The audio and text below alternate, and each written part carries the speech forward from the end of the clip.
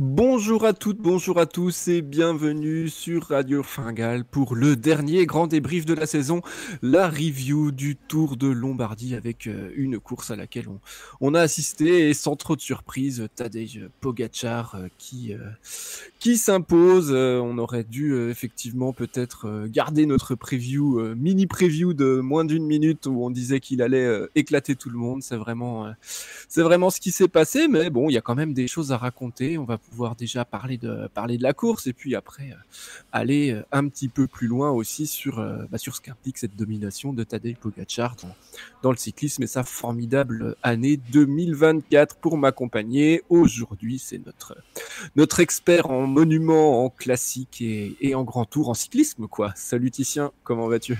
Salut Adri, salut tout le monde. Bah écoute, ça va très très bien. J'avoue un peu fatigué là. Je suis content que la saison 2024 se termine. On va dire, voilà, on a vu une saison qui allait à 100 à l'heure avec plein de gros exploits, etc. Et on va en parler aujourd'hui, mais je te cache pas que je suis content de tourner la page de la saison 2024, de passer au cyclocross qui a démarré de fort belle manière déjà ce week-end. Et voilà, on va en reparler, mais un chapitre qui a été où on a vu des choses assez incroyables et mine de rien, voilà, c'est bien de démarrer une nouvelle page peut-être à l'hiver prochain. Ouais, je pense que t'es pas le seul à être content que la saison se termine parce qu'on a vu des coureurs très très fatigués à la fois sur cette course, sur ce Tour de Lombardie, mais même les jours précédents, hein, parce que on a fait une preview qu'on a enregistrée le mardi et la moitié des coureurs qu'on a présentés finalement ils étaient pas au départ. Roglic notamment, on a parlé d'Alaphilippe qui était pas au départ, également Pidcock non sélectionné par sa formation, le torchon brûle fort apparemment chez Ineos. Donc ouais, il y a pas mal de coureurs qui arrivent vraiment sur ce Tour de Lombardie au bout, quoi. Je pense qu'il y en a qui auraient mieux fait d'arrêter la saison 3-4 semaines plus tôt. Ouais, tu sens que les mecs sont rincés en fait. Et au-delà de l'usure physique de la saison, c'est une usure mentale. Bon, alors il y a des cas particuliers comme celui de Pidcock qui est pas sûrement dû à son état de forme qui me semblait pas mauvais, mais ouais, tu sens que sur beaucoup de coureurs, ils sont malades, ils sont fatigués.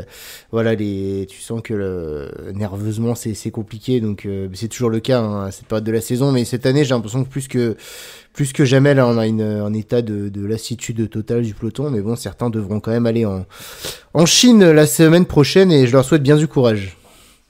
Ouais, ce serait intéressant de savoir vraiment combien il y en a qui ont envie d'y aller. Ah ouais, c'est ça, ouais. C'est ça, quoi. Puis bon, ils vont pas en voyage. Alors peut-être qu'après, il y en a qui auront l'occasion de Ah non, profiter un mais petit peu. pour te dire, petite anecdote, l'année dernière, j'étais à un mariage avec, il y avait quelques coureurs qui étaient présents du peloton World Tour et c'était un mariage qui était à cette période-là et beaucoup étaient là, ouf, on m'a pas Je vais pas obligé en à aller Chine. en Chine, j'avais vraiment pas envie d'y aller, donc Ouais. je suis pas sûr que, alors certains à mon avis, qui veulent surfer sur leur forme, mais beaucoup là, ils aimeraient plutôt partir en vacances.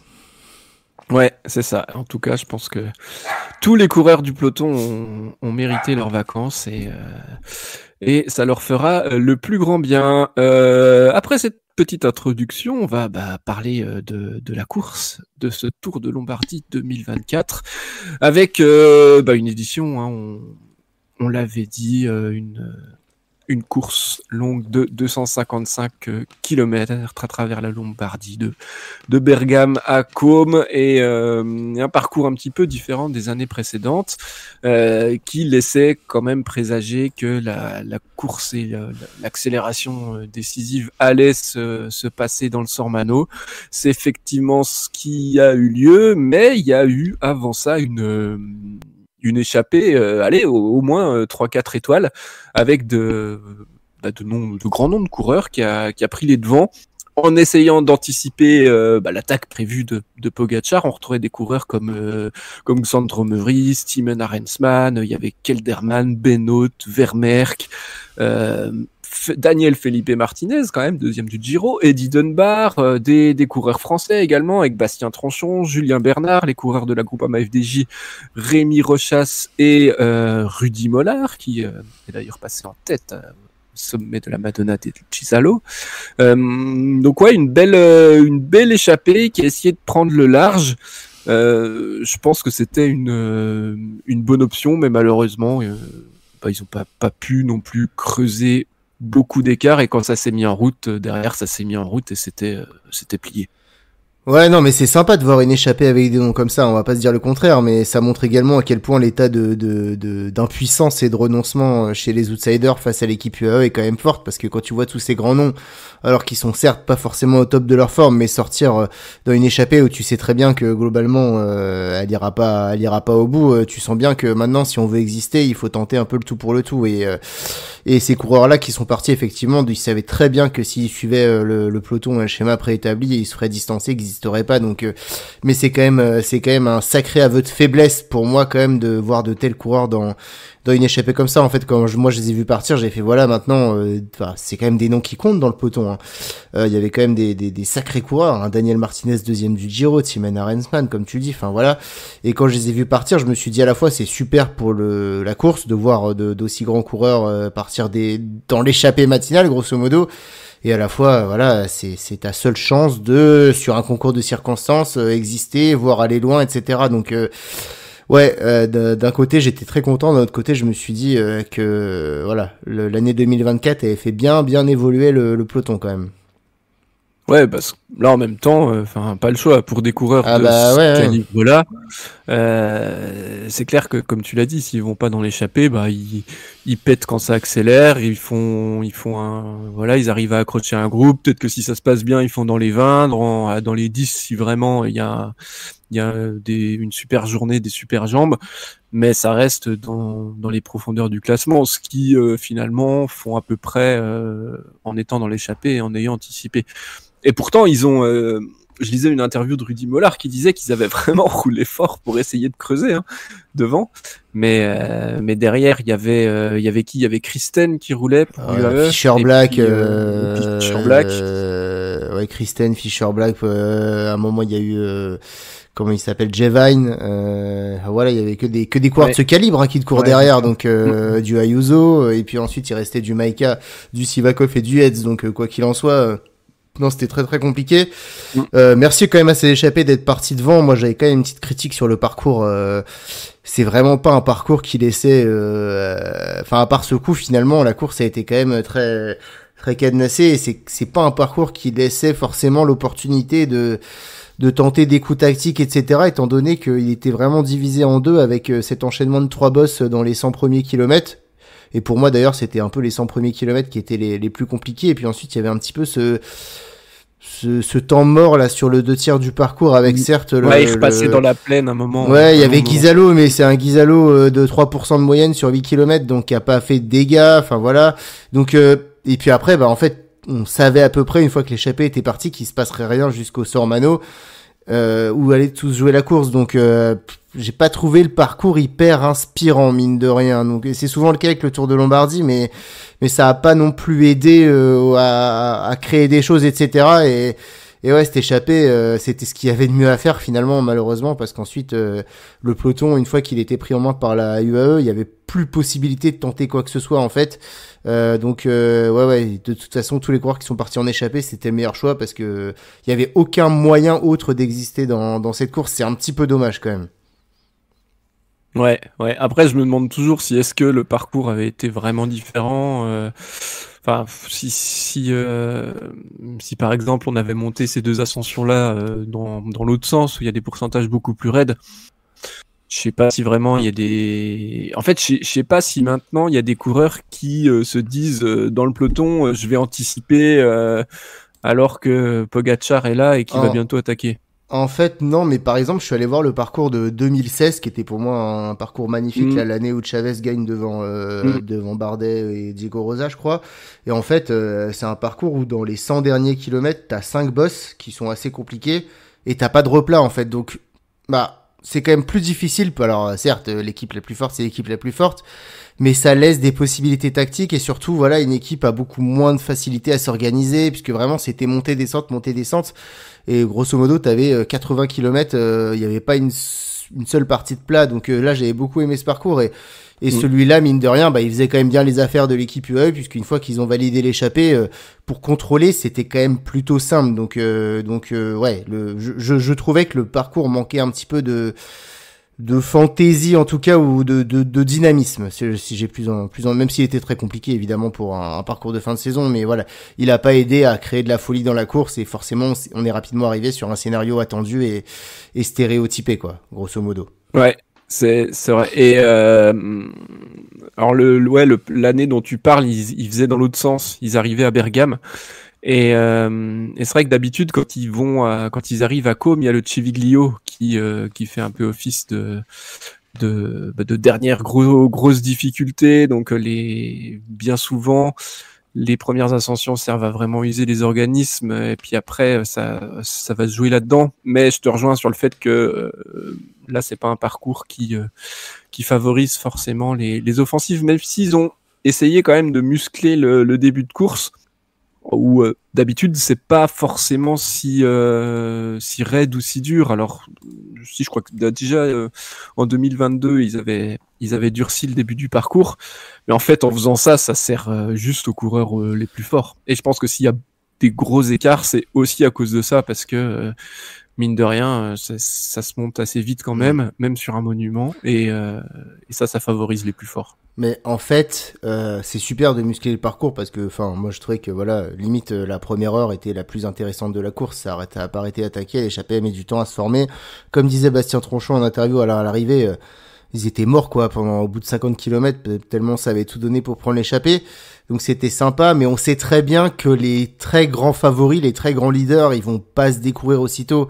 Et ce qui m'embête finalement, c'est que la seule chance, on s'en doutait un peu, mais la seule chance pour moi de créer quelque chose, je dis pas de gagner, parce que on voit bien que le niveau était quand même abyssal entre les premiers, mais d'au moins essayer de gagner et de piéger un mec comme Pogacar, etc., c'est l'isoler de son équipe.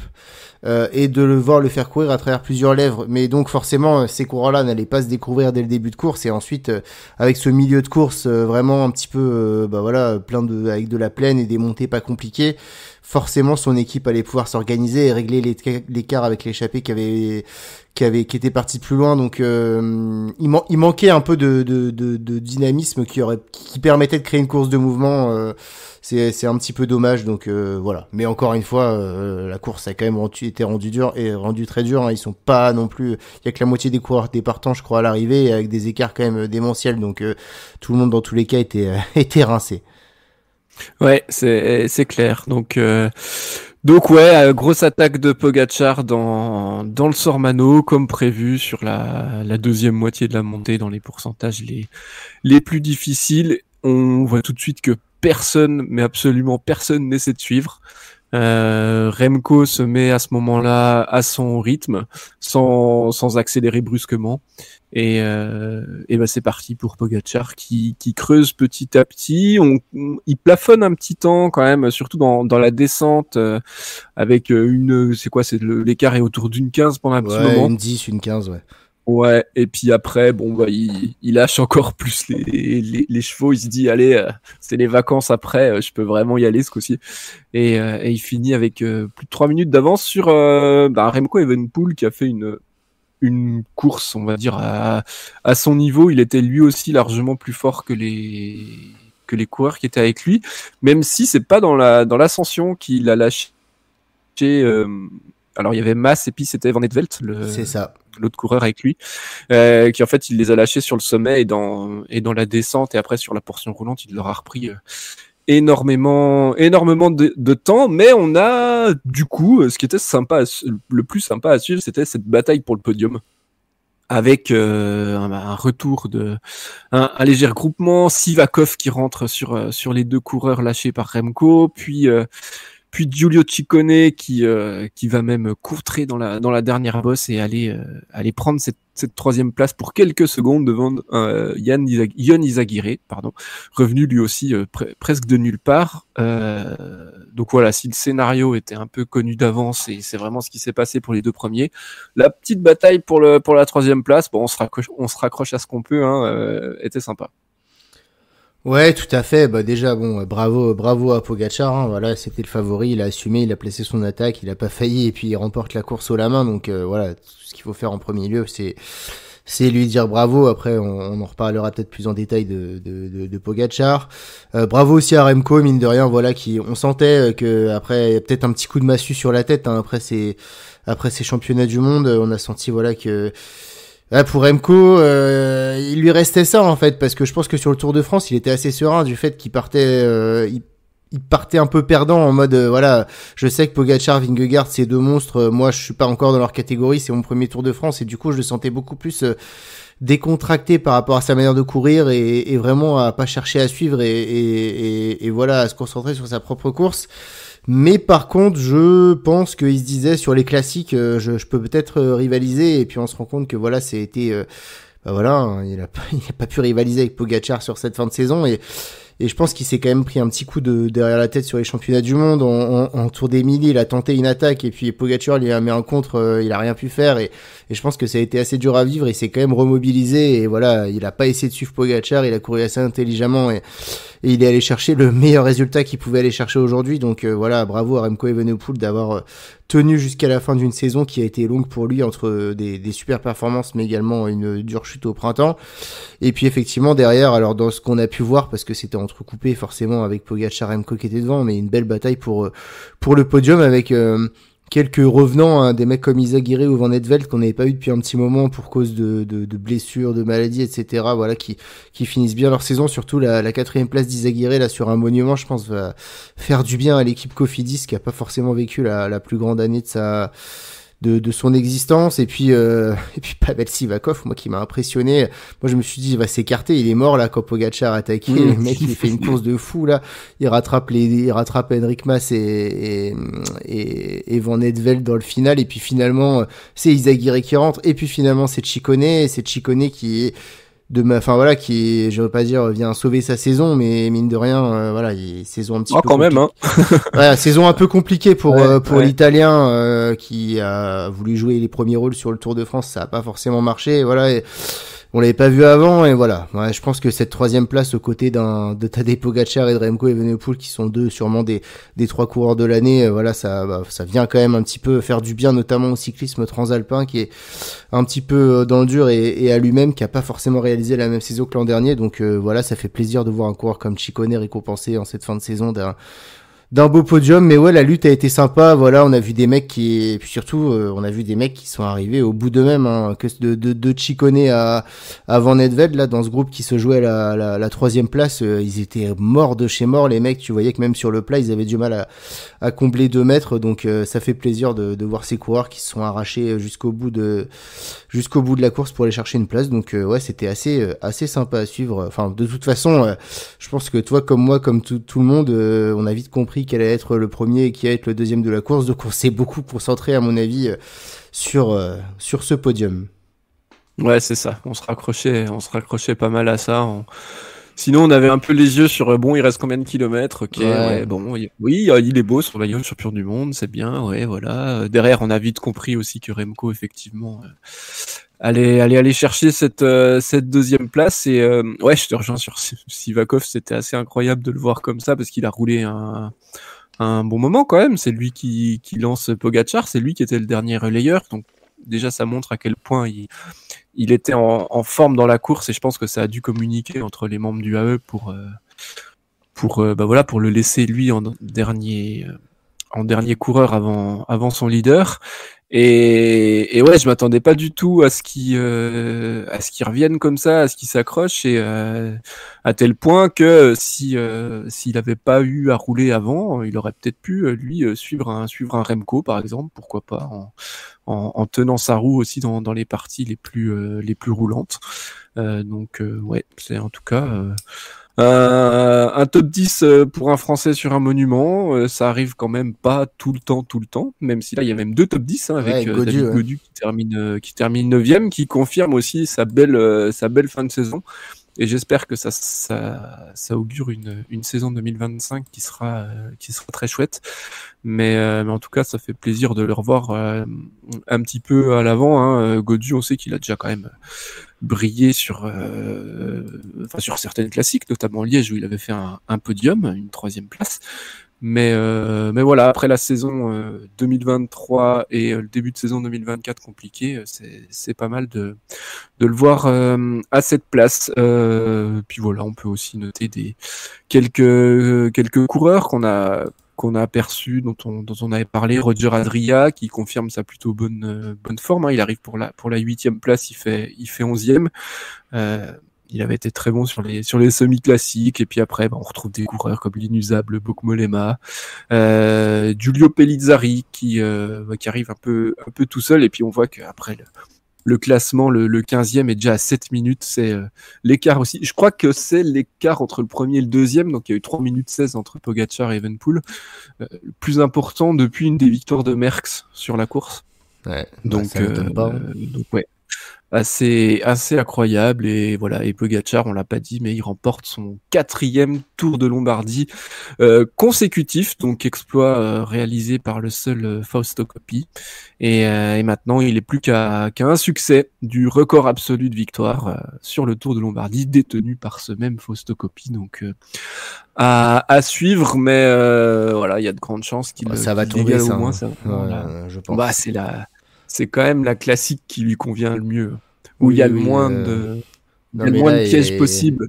Ouais, impressionnant. 4 à la suite quand même, et enfin surtout, comme vous l'aviez dit dans la preview, 4 à la suite, mais en 4 participations, quoi. Donc c'est incroyable. Ouais. Incroyable. Ouais. Et puis j'ai vu passer aussi des choses sur ses stats sur les monuments. Alors je vais vous retrouver ça. En gros, Pogačar, il a pris le départ de 15 monuments et il en a gagné 7. Il a gagné, ouais, c'est ça, 7.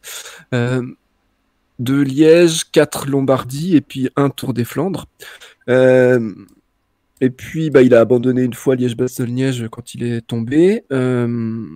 Les 2 premiers monuments auxquels il a participé, il a fini quand même dans le top 20, mais au-delà de la 10e place.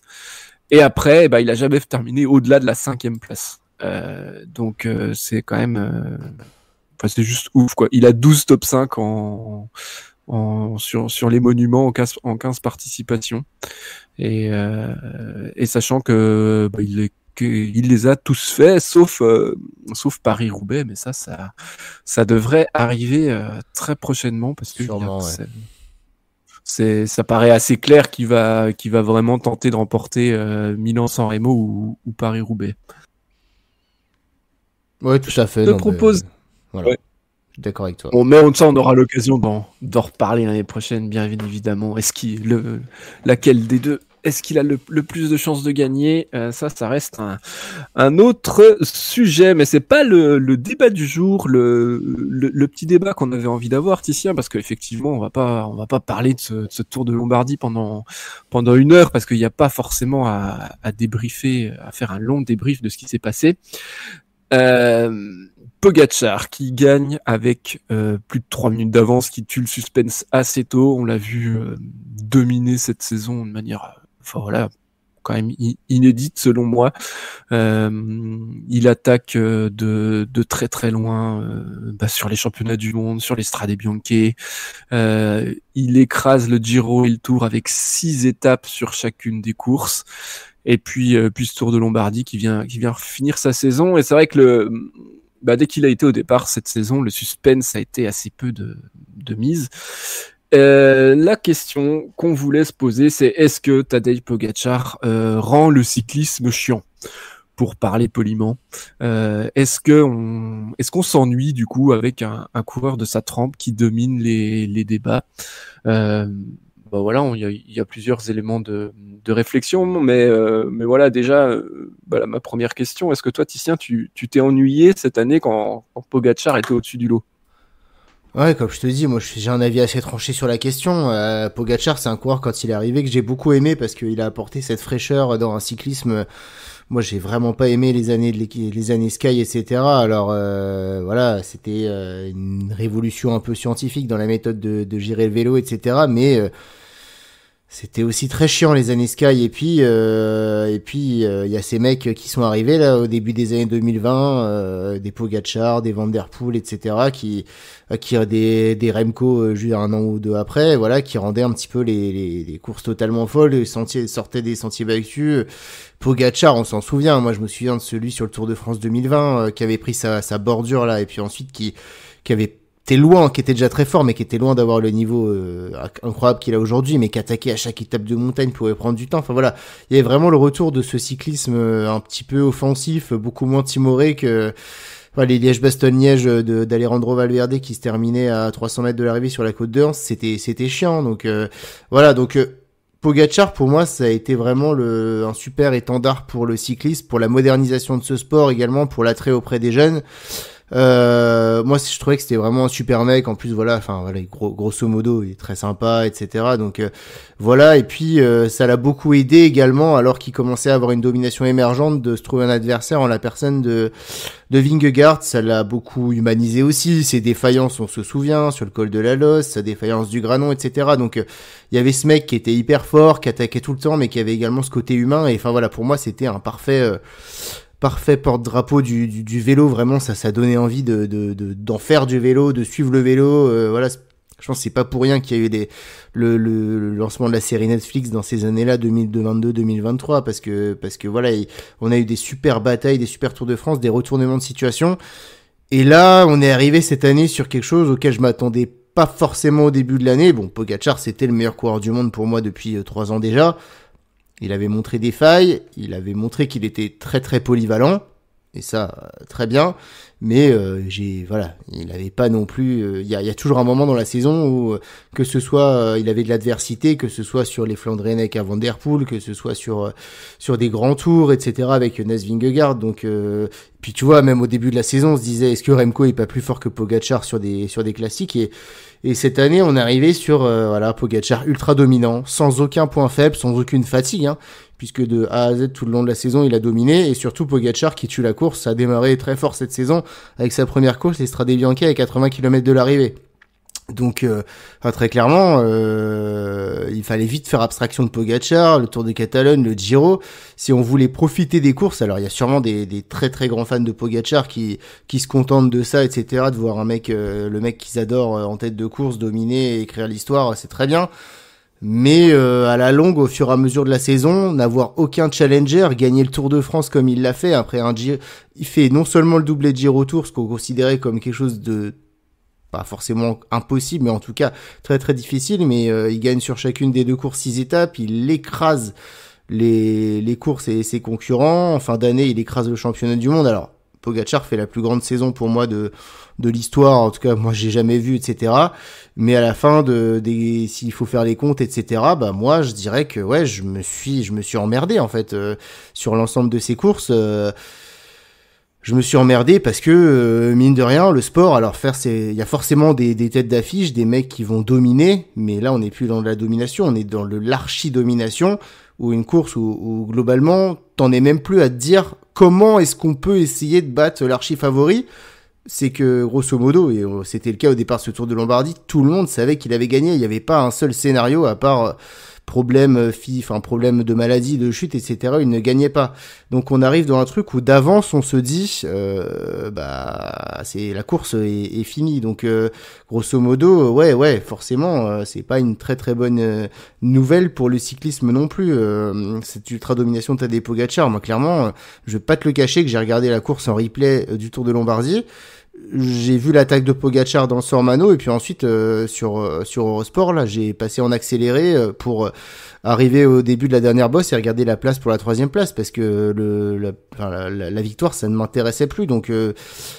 Donc attention, je sais que les saisons se ressemblent pas. L'année prochaine, Pogačar, ce sera peut-être totalement différent. Ses concurrents auront peut-être également progressé. Voilà, il y aura sûrement d'autres choses.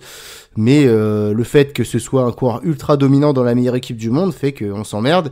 Et que, désolé de le dire comme ça, mais c'est le cas à la fin de la saison. Et que pour moi, le sport, c'est fait d'exploits, mais c'est également fait d'émotions. Et s'il n'y a pas de suspense, il peut quand même difficilement y avoir de l'émotion.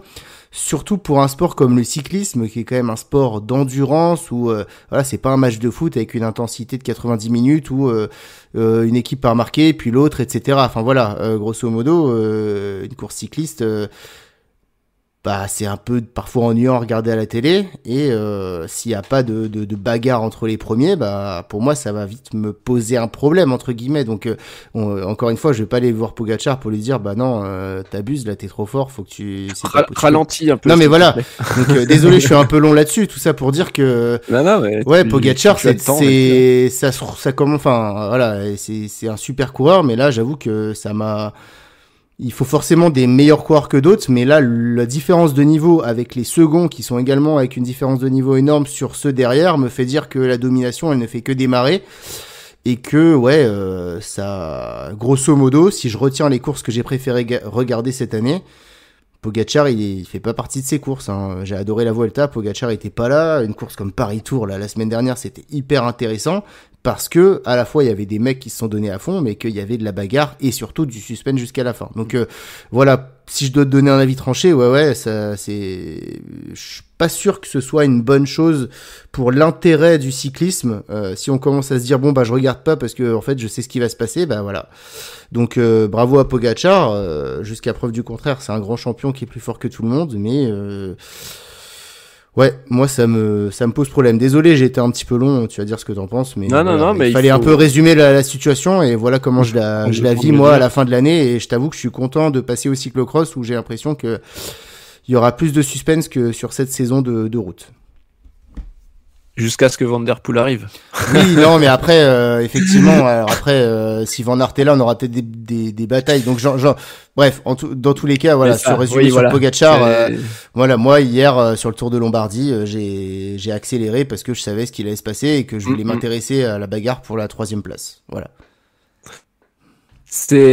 Alors bon, c'est quand même la première année hein, qui domine à ce point. C'est vrai que les années précédentes, il avait pas mis la main mise sur tout ce qui touchait.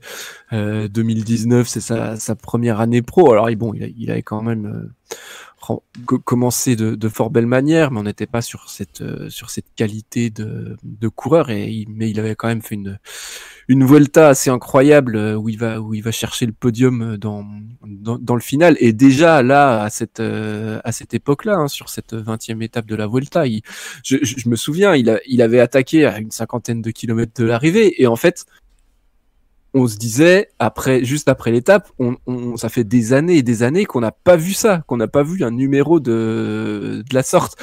Et comme tu l'as dit aussi, avec des coureurs comme Remco notamment, qui lui, quand il est arrivé dans les pelotons, hésitait pas non plus à partir de très très loin. Et avec ses qualités de rouleur, il pouvait aller plus loin. En fait, ce coureur a aussi fait revivre les attaques de loin et les longs périples, et encore plus cette année. Ça, c'est quelque chose, moi, qui ai grandi avec les années Armstrong, qui, en tant que jeune adulte, était sur les années Froome. Franchement, c'était chiant, quoi, parce que ça attaquait chiant, pas. Et je me souviens qu'on était tous là à dire ah, mais il y en a pas un qui attaque de loin, il y en a pas un qui attaque. Voilà, tu parlais de Valverde et des Liège-Bastogne-Liège de Valverde. On s'ennuyait. Enfin, il y avait pas d'attaque, il y avait rien qui se passait jusque dans les 5 dernières minutes de la course. Ils arrivaient à 20 au pied de la dernière ascension. Et je pense par exemple que le parcours qu'on a eu ce samedi sur le Tour de Lombardie, s'il avait été proposé il y a 10 ans, il serait arrivé à 15 ensemble au pied de la dernière bosse. Ça aurait monté fort mais au train avant et personne n'aurait osé attaquer.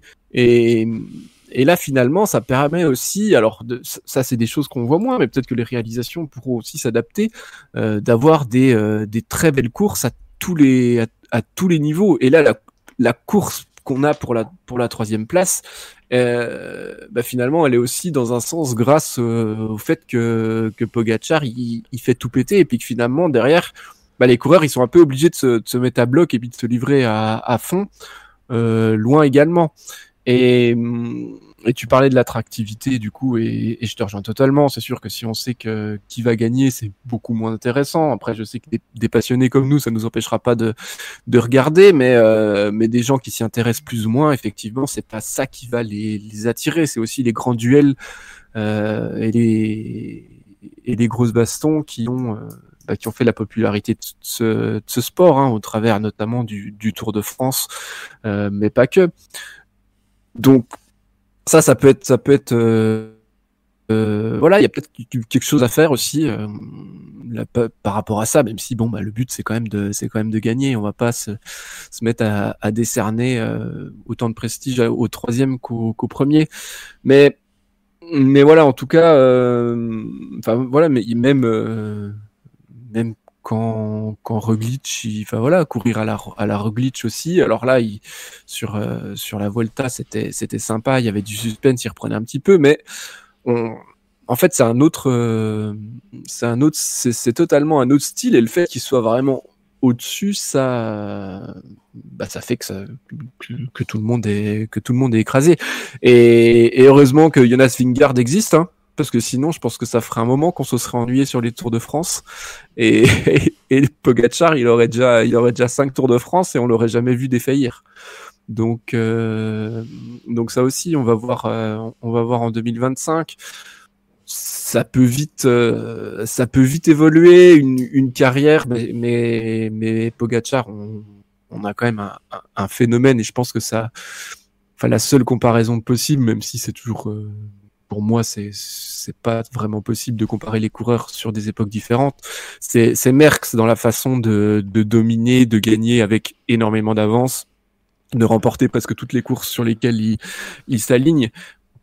Et c'est juste inédit, et ça nous montre un petit peu aussi, et pour en avoir déjà parlé avec des personnes qui ont connu l'époque Merckx, et en fait c'était comme ça.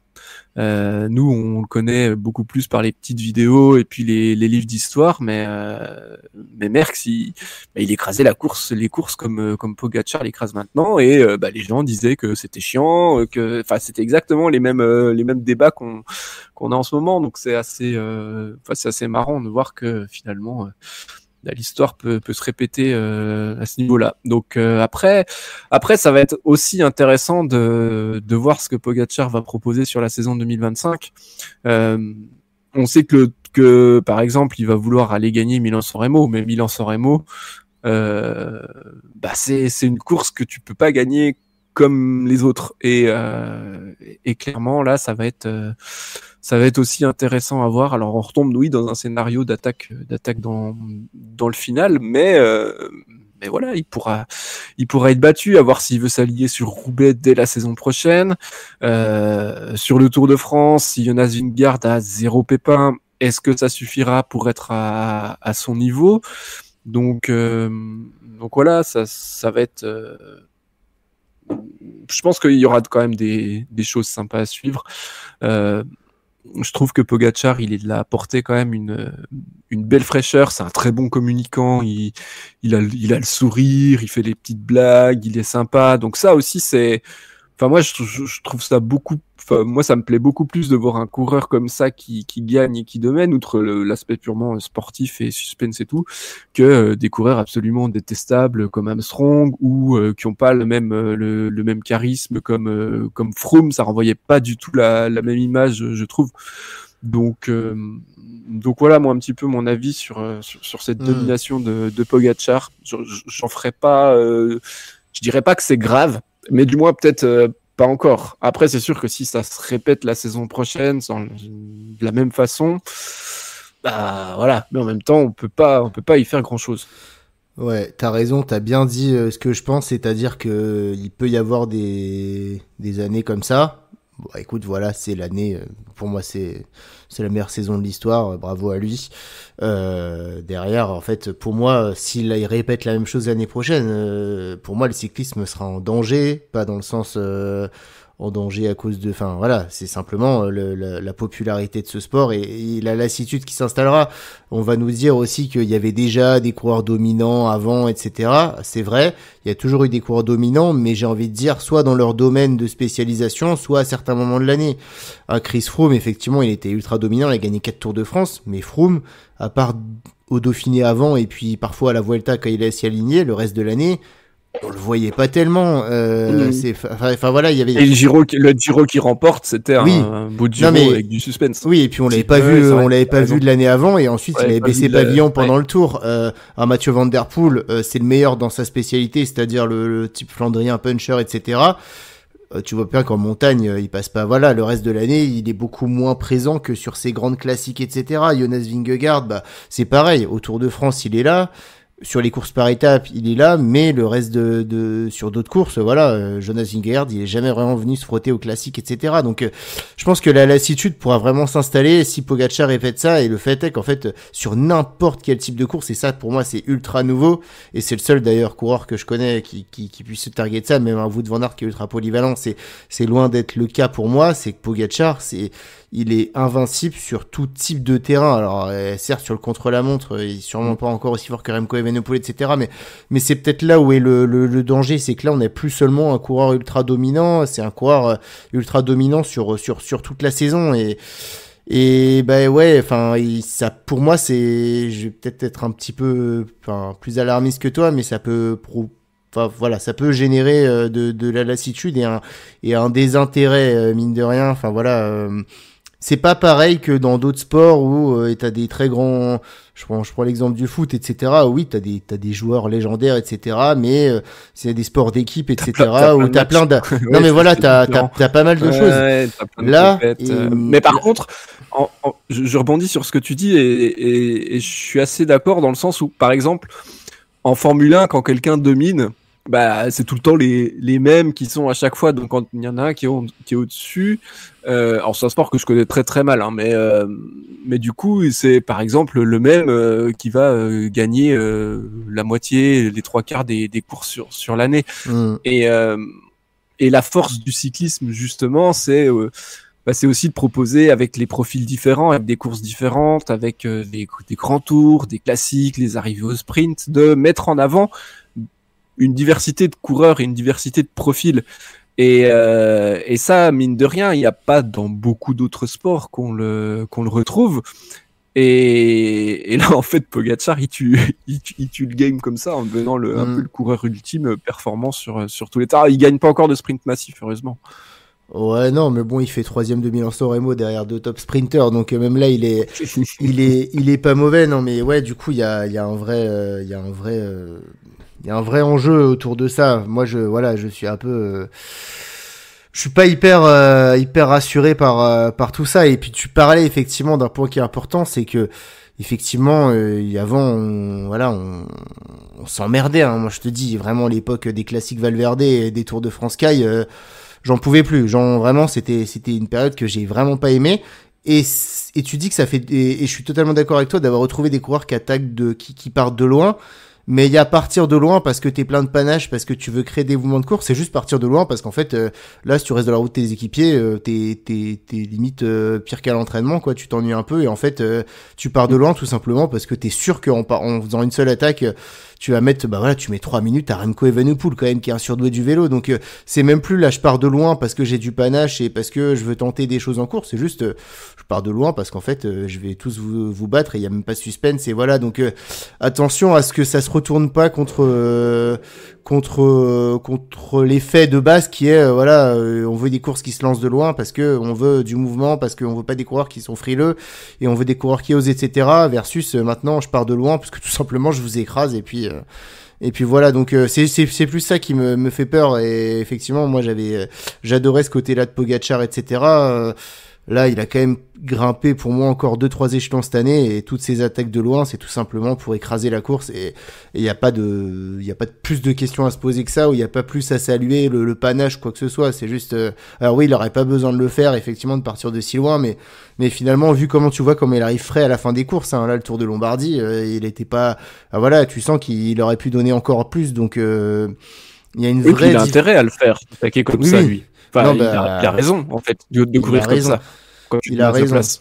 Et là où je suis un petit peu encore plus alarmiste, et là ça me fait peur, c'est que Pogacar, c'est le meilleur coureur du monde et de loin, dans ce qui est devenu pour moi cette année largement la meilleure équipe du monde et de loin.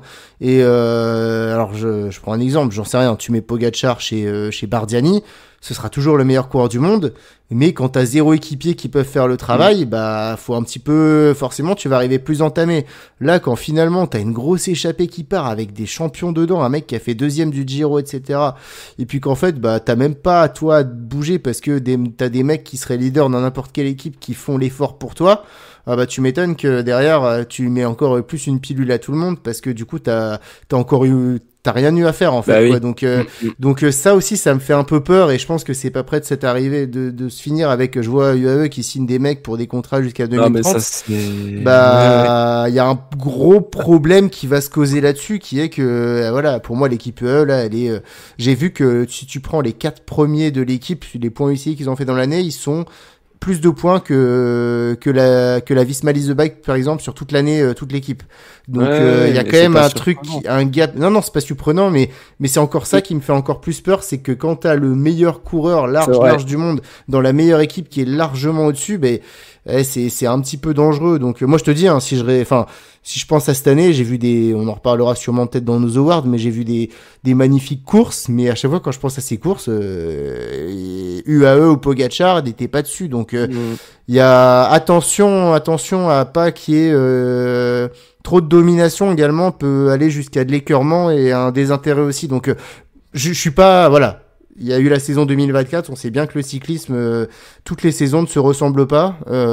Toujours est-il que, voilà, encore une fois, je tire la sonnette d'alarme sur quelque chose dont je peux rien faire. C'est-à-dire, si Pogacar t'es le plus fort, t'es clean, etc., bah bravo à toi et voilà. Mais attention à ces écarts entre équipes qui sont pour moi de plus en plus importants.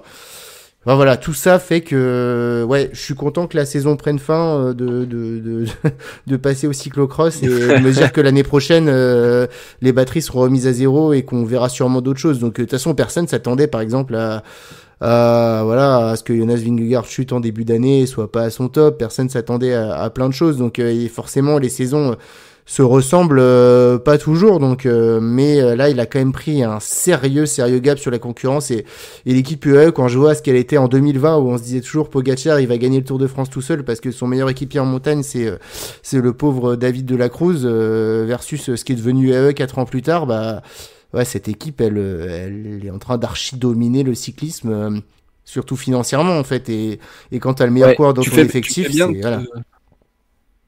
Tu fais bien de mettre l'accent là-dessus parce qu'effectivement ça renforce encore plus sa domination et clairement avec de toute façon, et ça c'est quelque chose, faudra qu'on en reparle dans une autre émission, on n'a pas le temps là, mais s'il n'y a pas un jour des salaires et des budgets qui sont plafonnés, on va continuer à avoir ce genre de choses.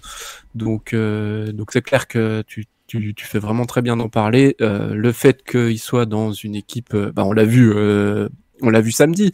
S'il a une équipe bien plus faible, la course elle se court pas pareil et lui il est peut-être obligé de se découvrir plus tôt ou alors de rouler ou alors j'allais dire essayer de combler un écart plus important, mais ça c'est peut-être ça qu'il ferait. Mais en tout cas il y aurait autre chose qui se passerait effectivement. Et puis voilà, peut-être pour terminer aussi là-dessus, moi je trouve que ce qui est flagrant de plus en plus, c'est l'ascendant psychologique que Tadej Pogacar il a sur tous ses adversaires. Alors oui, il a l'ascendant physique, mais clairement là, on commence à retrouver pas mal de coureurs qui disent je suis content d'être derrière Pogacar, d'être deuxième, d'être troisième derrière lui, et c'est la course à la deuxième place. Alors c'est loin d'être un mauvais résultat, et puis effectivement quand le coureur en face de toi il est largement plus fort, deuxième c'est finalement peut-être le meilleur résultat possible, mais ça s'est retrouvé aussi un peu toute la saison, c'est-à-dire que dès qu'il attaque, on a bien vu, dès qu'il attaque, ceux qui essaient de le suivre, au bout d'un moment ils explosent, et puis du coup ils finissent très très loin par rapport à ceux qui font leur course à leurs mains derrière. Donc on a eu beaucoup une course à la deuxième place, et clairement on comprenait très vite que dès qu'il attaquait, outre le fait qu'il soit au-dessus physiquement, en fait, c'est ça, c'est psychologiquement. Et maintenant, enfin, il a la pancarte, mais à une époque, avoir la pancarte, c'était que quand t'attaquais, tout le monde sautait dans ta roue et puis tu pouvais pas t'échapper. Mais il a beau avoir une pancarte de fou, en fait, c'est juste impossible de le suivre. Il a un tel punch. C'est ça aussi sa force en tant que coureur ou de ses qualités de grimpeur, de rouleur. C'est ce punch qui fait qu'il peut décrocher quasiment n'importe qui de sa roue. Ouais, bah là de toute façon pour moi il a plus de points faibles et on se posait des questions encore sur la chaleur, la haute montagne, etc. C'est des choses qu'il a bossé du coup. Ah oui, oui, avec il a sûrement beaucoup bossé. Et puis tu vois, Pogacar par exemple, c'était pas un as de la descente pour moi il y a quelques temps et là c'est un des meilleurs descendeurs du monde, c'est incroyable. Mieux, hein. Donc non mais tu sens que voilà, il a progressé partout, c'est un style incroyable sur le vélo, etc. Donc ouais mais oui, bah non, mais c'est le coureur, c'est le coureur parfait. Hein, y a rien à dire. Quand t'es bon partout, que tu continues à progresser, etc. Voilà. Est-ce que ça y est, il a atteint son pic et j'espère parce que sinon, je sais pas ce que ça va donner. Mais non, le pic est prévu pour 2026. Non, mais après, enfin, dans un côté un peu plus positif, voilà, je pense que pour beaucoup de gens et j'ai l'impression que tu vois qu'on a des commentaires sur nos vidéos, c'est assez partagé. T'as 50% qui est, c'est une vraie inspiration, c'est le meilleur, bravo, c'est une vraie légende, etc. Et puis t'as 50% qui vont dire, bah non, il y en a marre, non, alors je parle pas. C'est nul. Voilà, je parle pas de dopage, tout ça, mais vraiment rien que comme tu disais sur l'envie de regarder les courses. En fait, quel intérêt de passer un après-midi sur un truc où tu connais déjà le résultat. Et pour moi, le sport, ça reste quand même un spectacle, un divertissement pour nous. Enfin voilà, on va pas se le cacher. Si on regarde le sport, c'est pour vivre des émotions. Et le suspense en fait une grosse partie, donc s'il y en a plus aucun, voilà, c'est un peu, c'est plus dur de s'enthousiasmer. Même moi qui suis vraiment un hyper grand fanat de vélo, voilà, c'est un petit peu compliqué, donc espérons que ouais, voilà. Oui. J'allais dire, excuse-moi, je te coupe, comme tu l'as dit tout à l'heure, le vélo c'est sport d'endurance, et puis on passe des après-midi à regarder une course. C'est pas comme Usain Bolt qui domine le 100 mètres. En fait, non, mais il faut être passionné, voilà, c'est clair. Il n'y a pas la même, chose. Enfin, c'est des sports très très différents. Et d'ailleurs, pour connaître et suivre aussi d'autres sports qui durent longtemps, comme le triathlon ou le trail, ultra trail, en fait, il y a que le cyclisme que t'arrives à regarder vraiment longtemps. Parce que il y a suspense, parce que il y a ce côté stratégique hyper important, de course en équipe, en peloton, en échappée, et c'est ça qui fait aussi l'attrait du cyclisme par rapport à d'autres sports d'endurance. Surtout on sait qu'avec l'évolution de tout qui va toujours plus vite, il faut que ce soit toujours plus spectaculaire, des formats plus courts, des choses comme ça. Le cyclisme garde encore malgré tout cette longue distance, cette durée, ce temps d'effort long, et j'espère vraiment que ça sera préservé tout le temps. Mais effectivement, c'est peut-être des choses que certains organisateurs pourraient reconsidérer en se disant, mais si on fait une étape de 65 km, au moins il se passera peut-être beaucoup plus de trucs, comme on avait eu un coup sur le Tour de France là, et avec la grille Formule 1. Ouais, c'est ça. Ça c'était pas l'idée du siècle, par contre. C'était bien ridicule, ça. Ouais. Mais voilà, mais ça se trouve, on sait pas, mais peut-être que si en 2025, si en 2026, il se repasse la même domination, moi je pense qu'il y a des choses qui vont changer au niveau à ce niveau-là, pour essayer de trouver une autre solution. Parce que faut pas se mentir, hein, le cyclisme c'est un business, c'est un gros business, et si les gens ils regardent plus les courses, et les organisateurs, l'UCI, ASO, ils vont essayer de trouver des solutions pour faire en sorte qu'ils regardent et de rendre le truc plus attractif. Et aussi, alors moi c'est une remarque que je me faisais aussi. Ça va sûrement au bout d'un moment parler dans les équipes, parce que t'as des sponsors qui payent cher, qui mettent des sous, qui sont pas obligés de mettre pour financer des équipes, pour se faire de la pub, grosso modo. Moi, je regarde le Lombardie. Je veux m'intéresser à la course à la 3e place où t'as pas mal d'équipes en compétition, mais 80% du temps, la caméra, elle est sur Pogačar qui fait son solo devant. Alors, comme t'as dit au début de l'émission, il est très beau dans son maillot arc-en-ciel. C'est beau à voir, etc. Mais c'est très bien. Moi, je finance une équipe. J'ai envie d'avoir de la rentabilité niveau marketing, etc., niveau image. Si finalement mes coureurs, parce qu'il y a un mec qui domine et que la caméra elle est braquée sur un seul mec d'une seule équipe, et que derrière ma marque elle peut même plus être valorisée parce qu'en fait le peloton il est explosé à 60-80 km de l'arrivée et que du coup pendant 2 heures de retransmission, enfin voilà, ma marque n'est plus mise en avant, bah je vais commencer à me dire oula, c'est quel investissement de venir dans le cyclisme si maintenant le seul nom qu'on retient c'est UAE Emirates et les autres équipes on les voit plus. Alors on en voit 2-3 derrière et puis derrière à partir de la 5e 6e équipe on ne voit plus de la course. Donc ouais, il y a aussi un truc, enfin c'est une remarque que je me faisais, hein. Vraiment il va falloir que les réalisations s'adaptent à tout ça parce que ouais, enfin si on ne te voit plus à la télé, bah c'est plus rentable pour toi et je vais aller dans un autre sport où on verra mon sponsor et mon logo beaucoup plus facilement. Voilà, donc il y a aussi ça qui va rentrer en compte. Effectivement, ouais. Non, mais c'est vrai qu'il y a je pense qu'il y a plein de choses qui peuvent être amenées à évoluer si effectivement cette domination perdure tout simplement et la domination des grosses équipes aussi. On avait la formation Jumbo avant qui était Visma cette année qui concurrençait bien quand même UAE et cette année on l'a quand même beaucoup moins vu et c'est vrai que ça voilà, UAE a quand même mis la main mise clairement sur le cyclisme cette année. Je sais pas si tu avais quelque chose à rajouter par rapport à ça, Titien. Non, c'était bien de pouvoir un peu.